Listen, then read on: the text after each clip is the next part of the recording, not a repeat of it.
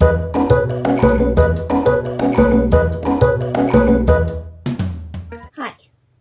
I'm Stendahl, and today I'm going to give you a quick look at the Fabriano Mixed Media Paper Pad from Savoir Faire. It's May 26, 2019. I purchased this pad a couple days ago at Wet Paint in St. Paul, Minnesota, and I received no commercial consideration for this review. I did post about this paper on my Instagram account because after just painting one painting on it, I've enjoyed it so much that I wanted to let people know. And there's some other reasons I wanted to do that, which we'll talk about. So anyway, this is me. I've got my camera here, and you can go to my blog, rozwoundup.com. You can see the little logo up in the, well, for me it's the, I'm all turned around. It's in one of the corners.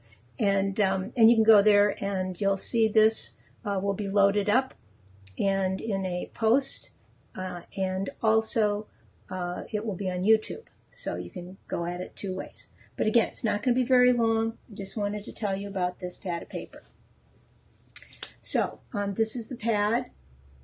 Savoir Faire logo is up here in the corner, and it's 150 sheets, and it cost $15.99, and it is Fabriano mixed media paper, 108 pounds, which is a relatively lightweight paper. I'll talk more about that in a moment. 160 GSM, if you go by grams. And it is, if you go by centimeters, it's 22.75 times 30.50 centimeters. And again, it's by Fabriano, and it's for dry and wet techniques. The little scribbling here, that was me testing a pen to see whether or not I had the sharp, the full pen on my list here. It is also a bright, cool white, which from my Instagram, it looked more cream because I was just shooting with a camera and no lights. And there are no chemical odors on the paper, whether it's dry or wet, which is important to me, and I know to some of the rest of you. It has a slight texture. One would have to call it a cold press texture because it's not totally smooth like a hot press texture, but the texture is so smooth that it really, if you enjoy writing with a fine tip pen, you're not going to have difficulty doing that on this paper. It is also, besides having the slight texture, the tooth of the paper is fairly flat and smooth, almost a little bit of a hard tooth. It's not like some printmaking papers where all the fibers are fluffy and coming up to greet you as you work on it. I'm going to move the pad for right now so I don't drop it on my foot. This is the sketch that I did right away when I got it, and the lights might make it look a little washed out, but the color saturation on this paper, this is all watercolor. There's some opaque watercolor used on the brow above the eyebrow, and also in the nose, but that's opaque watercolor. I did use a little bit of white gouache mixed in with that yellow for these little scraggly hairs that I added to the brush, but all of these brighter white areas are just paper showing through. And again, under these lights it looks a little washed out, but it is very, very saturated, and that was one of the things I really liked about this paper. You put a color down, it stays there, and it really bounces back at you, and that was very exciting. The paper does, I'll tilt it here, you can see it does buckle slightly when wet, and you can see that. You can see here from the back where I've put water and where I haven't. But it doesn't do it to the extent that you could not work on the back of this sheet. You could start working right here without any problems. So if you want to work on both sides of the sheet, that would be fine. The grain of the paper is grain short, or for purposes of this, the grain is running with the 9-inch direction of the paper this way, and not the 12-inch, where we get more resistance, which means that if you wanted you could take this apart and fold it into pages that would be basically 9 by 6, which is half of 12 inches. And that might be something that you would enjoy doing. One of the readers on my Instagram said that she picked up a pad that sounded very similar in Canada, and that it did the same types of things I was talking about, and it also was grain short, and she actually made a book out of it. So I think that's something else that you can do. Immediately after doing this painting, my first thought with this paper, and why I told people on Instagram about it, and why I talked to my drawing practice students in my Facebook group for my drawing practice students, is that I think this paper is ideal for quick studies and for the types of quick watercolor drawings you might do for your quick poses at life drawing. You want a paper that is not horribly expensive, because you're making lots and lots of starts and maybe not always finishing because the model changes the pose before you finish, and you want to use watercolor. And this would be a perfect paper for that. Okay? You don't see any lifting on this one, but I did lift on my second test sheet a little bit around the nose here. It will lift without pilling, and the lifting capabilities will depend on the staining of the paint that you use. So obviously, if you're using a paint that will lift easily, a color that will lift easily, it will happen on this paper. You're not going to get right back to white, but you are going to be able to lighten that without pilling the paper. This is the thing I wanted to do the video for, because I put masking tape on this sheet as I was doing a test on different kinds of artist tape. So this is, the top image is Nichiban masking tape, and the bottom image is something called Pro Artist tape. And I got both of these tapes at Wet Paint. For those of you who don't know about it, Wet Paint is an independent art supply store. It's located in St. Paul, Minnesota. And I like to support them because I've been buying my supplies from them for decades now. And they're really responsive. If I find something that I need them to get, they've always been able to get it for me. And when I get home and use things and find out I want more of it and call in a panic, they're always quick to put things aside for me. So I just love them. I can't say enough. The workers there are artists, and so if you go in, you get good information from them, and that's always a plus.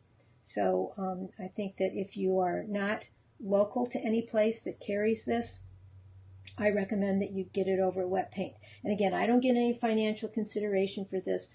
I just like to see them supported because they're only 12 minutes away from me. And I rue the day when independent stores disappear and we can't just walk in and get them and have to buy everything on mail order. Now, sometimes they don't carry things, and then you would have to buy something on mail order. But right now, if you want either of these tapes, you can get them from them. I was going to take the tape off at 2 hours, and that was going to be the test, because it is very rare when I'm doing sketch work like this that I'll have tape on for longer than an hour and a half. And so I figured 2 hours would really give me a good idea of whether the tape can be used successfully on this paper. I did take it back at 2 hours a little bit, but I then happened to be talking with a friend shortly thereafter, an artist friend, and she recommended that I leave it on until Dick got home and helped me put the studio back together, because it had been taken apart so that air conditioner repairs could be done. And but then things intervened, and now it's actually 48 hours since the tape was laid down, and I am going to take it off right now, and we're both going to see together for the first time whether or not tape is easily removed from this. So no drum roll. I'm just going to grab this tape, and I'm just going to pull it nicely. You can see, if you don't pull tape off regularly, you can see the flat angle at which I'm pulling the tape. That increases your possibility of having a good tear, as opposed to tearing something inadvertently and ripping into stuff. And you want to also pull a little bit away from your image. So I'm pulling down and away. from this edge. It's all coming off really nice and clean, as I think you can see. I normally even wouldn't pull tape off this fast, but wow, I'm so happy. So I called after doing this. Now I've taped over this last piece of tape right here, so that won't be able to come off until I tear off the artist tape. So Nichiban is good to go on this paper. And for those of you who are keeping score, I missed the waste bucket when I threw the tape off to my side. Okay, so here's the artist tape. Pull off the one that's on top. That was nice and clean.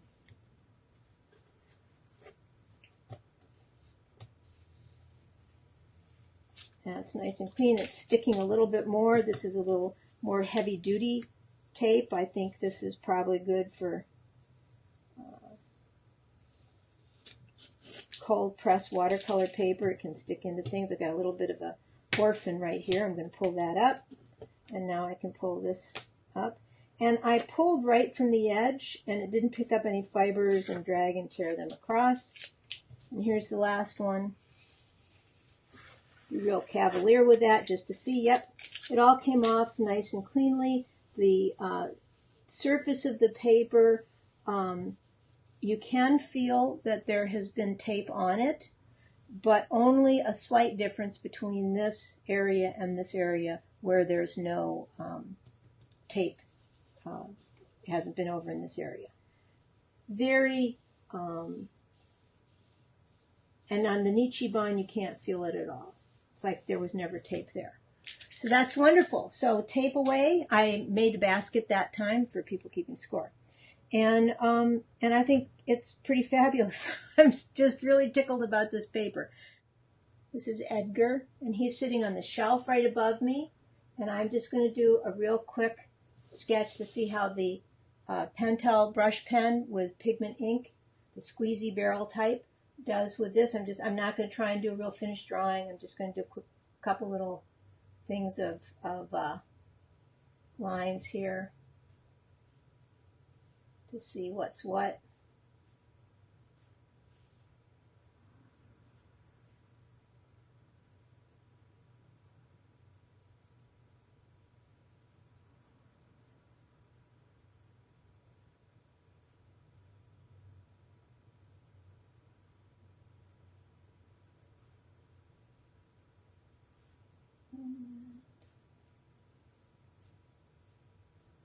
It's really fast-working paper. I've been looking more up there than I have been looking at my sheet of paper. And I look down and I see that I've overshot.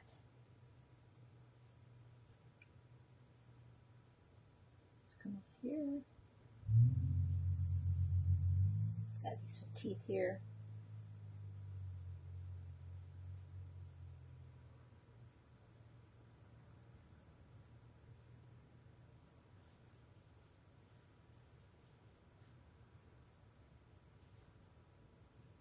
So the brush pen will split on the texture of this paper if you let it get a little dry, and that's awfully fun.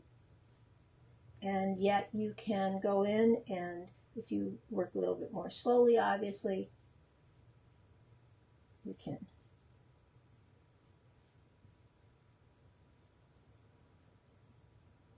get a more solid line.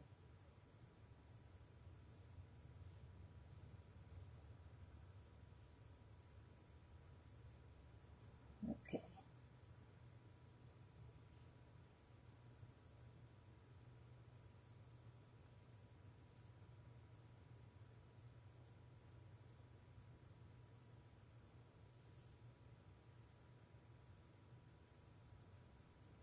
Okie doke. So as far as I'm concerned, it's really a nice, crisp ink line. But you can do something that has more texture if you're working real quickly. you slow down, you're going to get that even line. So I'm pretty pleased with how that is. This would be very good for me, for instance, when I'm sitting and doing drawings late at night and Dick's gone to bed and I maybe want to draw from television or draw with Sketchy or something like that. This would be a great paper for that. So that's that taken care of. And I was going to go, this is the pen I was using when I was sketching. This is the Tombow. Some category or some catalogs call it the calligraphy pen. Some call it, well, it says right here, calligraphy pen.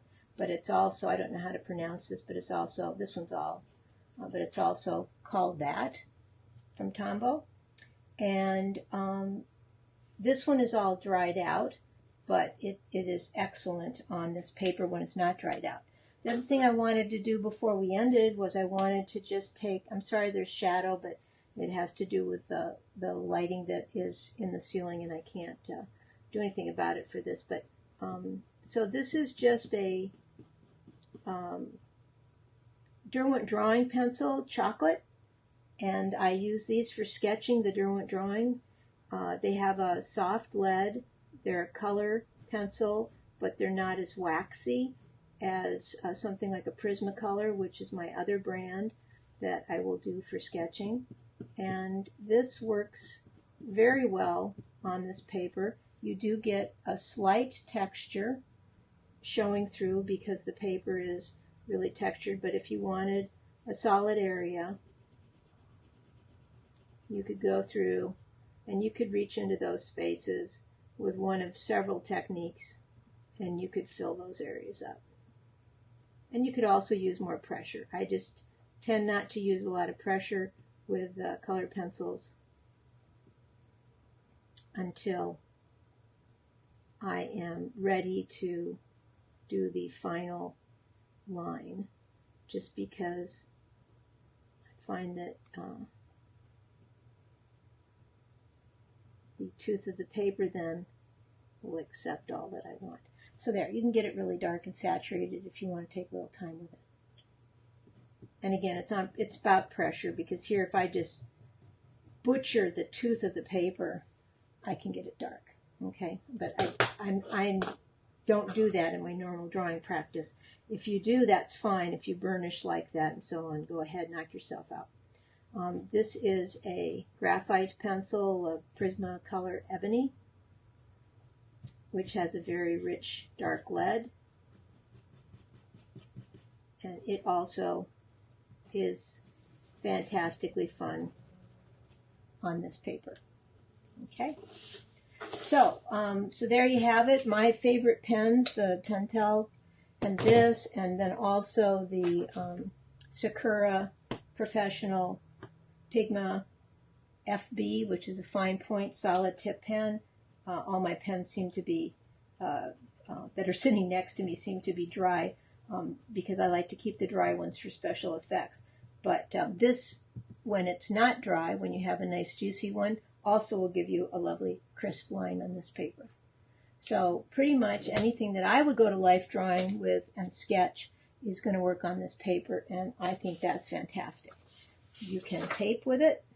So if you want to divide your paper up before you go to life drawing with tape, you can have at it and get some interesting things.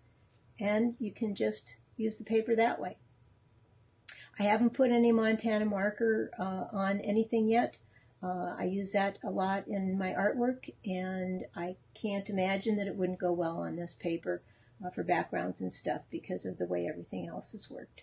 But I haven't tested that. So if you work in markers, Montana markers, then you're going to want to be alert to the fact that I haven't tested for that.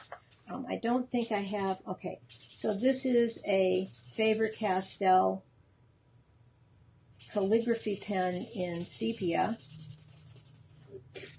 and it doesn't seep through. Okay, I don't have any Tombows around. The dye-based pens tend to seep through papers more than the pigmented inks, but that one's going to work fine.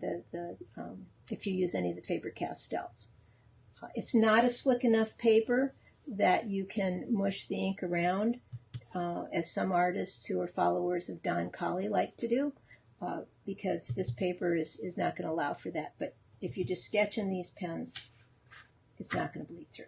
Okie doke. So that's the scoop. And the only other thing I would say is that this was a one-time bulk type of purchase, it's my understanding. I don't have all the details, but I called and asked if they would be reordering and if they could get it again and so on. And my understanding is they got sufficient quantity of this that they could offer it at such a low, incredibly economically affordable price. And it's one of those things that when it's gone, it's probably going to be gone. That's not their words, but basically that's usually what happens when I'm told something like that. So I would encourage you, if you think this is a paper that might be interesting to you for your life drawing and for your quick studies, and it is acid free, so maybe you want to do other things with it, I would get some and play with it and just enjoy the heck out of it.